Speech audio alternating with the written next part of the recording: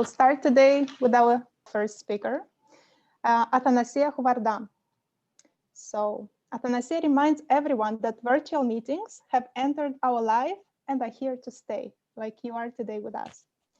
From the comfort of your home, we can travel anywhere in the world to present a speech, to deliver a keynote, to attend conferences and expand our networking. The possibilities are endless. Athanasia will be sharing through her speech titled Build a Wow Virtual Presence, some points on how to look more professional behind our screens. So Athanasia Houvarda, Build a Wow Virtual Presence. Athanasia, the floor is yours. Thank you, Christina, and welcome everyone to the Build a Wow Virtual Presence webinar. I am Athanasia Houvarda, and I will share with you tips on how you can change your virtual presence from simple to professional. We are going to touch topics like screen setup, how to light up our stage, backgrounds, equipment, and of course, supportive material. Online meetings and even more online presentations when you are the speaker, they can be extremely intimidating. They can. There are also many things that you need to take into consideration before you go on to the virtual stage. To deliver your keynote speech, to deliver a speech in a meeting, a webinar, an online course, whatever you're presenting. I like to think of a presentation on the virtual stage as a puzzle. And each piece of this puzzle is important from your education, from your presentation, from connections, your idea that you want to spread with the world, the goals that you have in life, everything, and also the time that you have invested to get these pieces for your puzzle ready so they can put you in front of your audience. And you placed all these pieces one by one. But guess what? There are still pieces that are scattered around you, and they need to be placed on the puzzle to complete it. And remember, every puzzle is unique. Your puzzle is your presentation, your presence. Now, have you ever felt like you are juggling with too much while you are presenting behind the screen? I know I have. And I would really like to know if you ever felt the same way I did, because this picture really resonates with me. And I was wondering if you can guess what these 4 pieces of puzzle that this little guy is juggling with are all about. So please throw in the chat and I will check later if you have any ideas what these 4 pieces can be. So feel free to write in the chat, but I will give you a hint. Think of the things that you juggle with and you try to balance them when you are presenting on the virtual stage. These are the things that we are going to discuss and concentrate on with my presentation. So let's go to the first. Actually, I'm going to reveal, before I go to that, I'm going to reveal what we are going to speak about. So this might resonate with you more. So we are going to speak about keeping your audience engaged. We are going to speak about directing your virtual stage. We are going to speak about technological aspect of your presentation. And as a final point, of course, we are going to speak about presenting and the right use of supportive material. Now, does this picture make more sense? Yeah, I can see some people nodding. That's good. It does, because these pieces are necessary if you want to complete the puzzle that will give you a professional and wow virtual presence. And I have a question. Have you ever wondered, why on earth do we need to have a wow virtual presence? Why is it important? So let's find out why this is important, okay? Engage your audience. We all know that the content of our presentation is of utmost importance. This is why we spend hours and hours to prepare the content that will give value to our audience's time, correct? And even though your content might be engaging, you still notice people getting distracted, like so. So you want to work on the way that you present your content to make it easy for them to engage and also follow you. A very, very important skill for you as a speaker is the ability to read your audience's screen. Give me a thumbs up if you ever spend time observing what people do behind their screens. Anyone? No one? Yes, Frank, Christina, I see some thumbs up. Yes, we all do that. Have you ever noticed people, oops, I disappeared for a while, on their phone, speaking, texting, scrolling, people attending to the needs of their children or even their pets, maybe reading a book, writing on the keyboard, eating, drinking? Well, you know what? All these pictures in our mind and what we see behind the screen are signs that basically mean that our audience is losing interest. So this is a skill to have, the ability to read your audience. And now give it some thought. The same rule applies to your audience. They have the skill to read your screen even before you start presenting.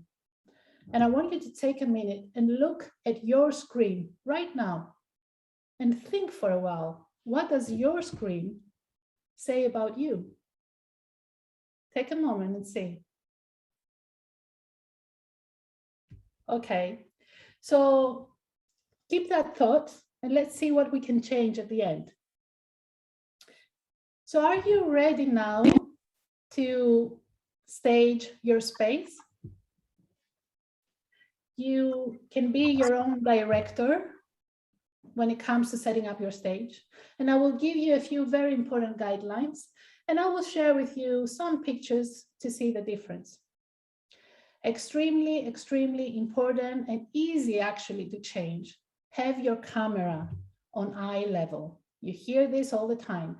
If you're using a laptop, just put it higher. Put some books underneath. If you're using a desktop, that means that your camera is an external camera, so you can just pick it up and find a way to keep it higher when you are standing and speaking to your audience. I'm going to share a video that I made yesterday when I was trying to find the right space for myself. So here goes. And you can see that I had my laptop lower, so I could see shadows on my neck, on my eyes, and a very unflattering view of my nose. Yes, don't laugh, we all been there. So then I sat down and I thought, yeah, I'm going to sit down and have my camera on eye level. And I did, but I didn't like my background. So I had a painting and I had the curtains, and it wasn't symmetrical, and I had a few stuff on the floor, and then the radiator was at the back, which I was hiding with my body, and that was good, but still I wasn't happy. It wasn't what I wanted. So then I said, okay, I've seen people having their camera higher than the eye level. Let's see how that works. I had a huge head and a small body. It doesn't work. The best is to have your camera on eye level. Then I said, okay, I'm gonna try some more, give it some try. So I stood up, I didn't like it again. Then I decided I need to sit down and maybe change where my camera is facing. So that's what I did, and kind of gave a good result, but I still wasn't completely happy. So the point is, it's good to try our options and see where is the right space for us according to the speech that we need to deliver. Okay. Now, another thing, and I'm going to share, okay, is we need to plan our space. Okay, according to the needs of your presentation. If you are going to use body movements, that will enhance your speech, then make sure that your audience can see them. Keep some distance from your camera so you have space to move around and show your audience what you want them to see. That's the point. Give it some thought before you set up your stage. A nice, simple background will not distract your audience. Bookcases are wonderful, they really are, but only if they are out of a magazine. That's the honest truth. So unless you have your books organized by size, by color, maybe even by writer, then you should consider setting up somewhere else. And if it's too difficult to find a quiet wall to use as a background, I highly recommend blurring your background or using the virtual background option that is available on Zoom. I see some smiling faces, I like that. And on other platforms, of course, you can use green screen. And I'm going to share a tip. Please, please, please try not to fall in the trap of using virtual backgrounds without a green screen, as this will possibly affect the way you look. See what I mean? You definitely don't want to look like the person that is on the top picture, correct? Give me some thumbs up if you agree so far. Excellent. Okay. So now your stage is set up, your camera is on eye level, you have the space that you need for your, the space you need for your body movements, and your background is not distracting. What's next? Lights. Okay, so bring in the lights, but not from your back. Please don't do this mistake. We all know the best light is natural light, but not many of us have natural light coming in the room from a huge window that is placed right behind our desk and behind our camera. That would be ideal. I wish we did, but not everyone has this option. And let's share another slide. I want you to see this slide, and I want you to see how the setup is. So aim the lights so that they are facing you, place them a little bit higher than eye level. And you know what that will do? It will help eliminate the black circles under your eyes that give you the raccoon look, and also the double chin, you know, the shadows. So tweak it until you create a lighting situation that makes you look healthy and vibrant. You can see in the image here how the lights should be placed, and I can share it with you later if you want. But why are lights critical for your virtual presence? Light is important because your audience can see your facial expressions and they can connect with you while you try to convey your message. They are reading you through your screen, and if they can't connect, they will soon get bored and they begin to study other people while they're listening or waiting just for the next interesting thing to take place. So stay connected with them. If they see your face, they can stay connected with you. So another tip is always be aware of your facial expressions even before you go on the virtual stage. Let's say that you're waiting for the previous presentation to end. People will check you out before you go on the virtual stage. They know who you are, they know who the speaker is, they're going to check out your screen. So always have that thought in your mind and be aware. So use your facial expressions even before you start speaking. Now, what's the next? Remember the third piece of the puzzle? Anyone? Maybe the most important and intimidating of all, technology, our fear. So are you equipped to present a professional speech presentation? Now let's see, if you have reliable internet, you have a laptop, you have a desktop, you have a camera and a microphone, then guess what? You have everything that you need. However, there's always room for improvement. So you can upgrade your presentation by investing on a better camera and maybe a better microphone if you feel that you need to, so you can appear more professional. And I'm going to break down a myth about equipment. Expensive is not always better. And this comes from personal experience. Now I have two microphones. The one that cost me less than 50 euros is way better and way easier to use than the one that I'm using right now, which costed me twice as much. On the other hand, the camera that I use now, which leans onto the expensive side, is way better than the one that I had before. Now I'll show you the difference. So brace yourself because this is powerful. Look at that. Crazy, yeah? It's mind-blowing. So quality, video quality makes a difference.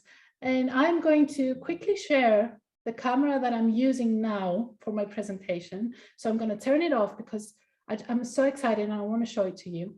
So I'm going to turn it off and I'm going to take it from my laptop and I'm going to show you.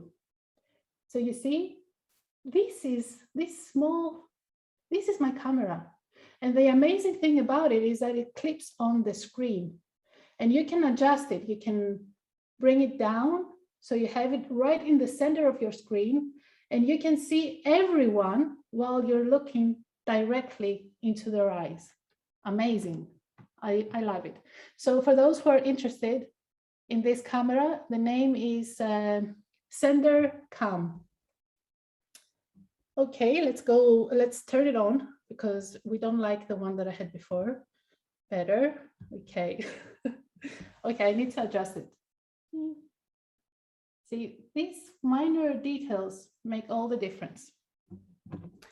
So another tip that I want to share with you is always read the reviews before you purchase something, especially if there are reviews available there. Read them. Now, something that needs to be mentioned is how useful it is to download and use free software that is available for all Mac and all Windows users. Some of you might know that I really enjoy OBS, and this is how I'm presenting today. And I have been using OBS even when I'm moderating meeting, when I'm presenting awards, and when I'm a speaker. I really enjoy using it. It requires a lot of time and preparation. But guess what? If it was easy, everyone would do it. It's up to you to decide how professional you want to appear on the virtual stage and how important it is for you to engage your audience and connect with them. There are many tutorials available online, of course, that will guide you step by step so you can prepare the presentation that you need according to the software that you downloaded. And if you want to know how I used this slide that comes in and out, it's through OBS, just send me a message and I can show you. I can send you a recording. And it is easier than you might think. Yes, Angeliki, send me a chat. I'll send you the recording. Now this takes us to the final piece of the puzzle, presenting on the virtual stage. And I will mention two of the most common mistakes that speakers do when they are presenting. The prime mistake that a speaker does when presenting is not looking directly into the camera. We have all seen it and we know how it feels. Speakers looking at their notes, reading and squinting sometimes. Oh, they're looking at the audience. I'm looking at Frank. Hi, Frank. I'm looking directly at you right now. Can you feel it? No. Can you feel it now? Hi, Frank.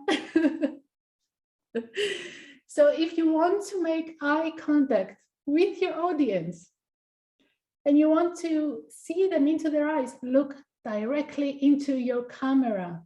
This is the only way to make eye contact. I know it's hard to do and it takes practice because you might be losing reaction, or you feel like you're losing the reactions, you feel like you're not engaging with them. But another thing that I want you to know, you are on the virtual stage for your audience, and making eye contact is keeping them engaged. So what I would suggest is 80 to 90% of the time that you are spending presenting on the stage, look directly into your camera. You can occasionally, of course, glance away to your notes or maybe to see reactions, but 80 to 90% look directly into your camera. And I think I had a slide about that. Oh yeah, here it is. See, so it's the one person in the center, but everyone has direct eye contact with the person, the presenter. Now, the second most common mistake involves the supportive material that we share. Now, maybe you need supportive material like slides to help you convey your message. But if you read word for word off your slides, please think about your audience. Your audience doesn't need someone to read the slides for them. They need someone to connect what they see on the slides with what you are trying to convey to them. By reading your slides, you are actually disconnecting. Your audience will lose engagement. Your audience will get distracted. And then all of a sudden, you have lost them completely. And it's very difficult to get them back. What you can do instead is ask yourself, do I really need slides for this presentation? Maybe I just need a few keywords. Maybe I just need a few main points. Maybe a few slides that are important because I need visual, but I don't need slides the entire time. Another way to engage your audience is using a picture. They say a picture says 1,000 words. So show the picture and say the words. Don't display the words and read them off your slide to paint the picture in their head. It doesn't work this way. What I really want to mention about supportive material is the way we share them with our audience. Zoom is a great platform. It gives us two options to share our screen. I don't know if you're all aware of the two ways. Give me a thumbs up if you all know both ways of sharing your PowerPoint. No one? Eleftheria knows, Frank knows. Joanna is amazed. Okay, great. So one way is to share your screen and have your video like so, to have it on another small screen next to your presentation. But what happens with this option is that you rely on your audience's technological skills. So they can adjust your video and your presentation equally on their screen. That happens on speaker view. And trust me when I say that not many people know how to do that. So when your audience can't really see you, they disengage. Also, with this option, unless you find the settings that take a while to change them while you're presenting, you can't see your audience either, so you disengage. The result is not good. Now, the second option Zoom offers, and you can find it if you select the advanced option, is to share your PowerPoint as your virtual background. And I will repeat myself, and I will say again that unless you have a green screen, it is very unlikely that you will get the results that you are hoping for. So here comes the big question that I always get. What can I do, Athanasia? I need to share slides. My personal preference is OBS, as you can tell. My opinion is that it makes the experience more interesting for my audience and less distracting and more engaging. Give me a thumbs up if that's true, or if I'm just fooling myself. Okay, excellent. So when I present, I prefer to use gallery view. I see everyone right now. I see my video. I check everything, if everything is working. I know my content well. And the best part, I can see you. I can really see you and connect with you. The virtual stage needs more energy. That is true. It needs more practice and it needs more preparation. But we all know that practice makes perfect. Yes. It is challenging to be heard. Yes, it is challenging to be understood. And more importantly, it is challenging to influence when you are standing behind a screen. But yet, it is not impossible. You, my friends, you, the speakers, you are a superhero. And you know why? Because your words and your presence have power. That's your power. So if you're looking to be a better presenter, if you're looking to build a wow virtual presence, what I mentioned are some of my recommendations that will help you to get from simple to professional level with minor effort and low cost. But first thing first, embrace the change, embrace the virtual world because it's here to stay. So thank you everyone for your attention, and I hope that next time you have a wow virtual presence to show us. Back to you, Christina. Thank you very much.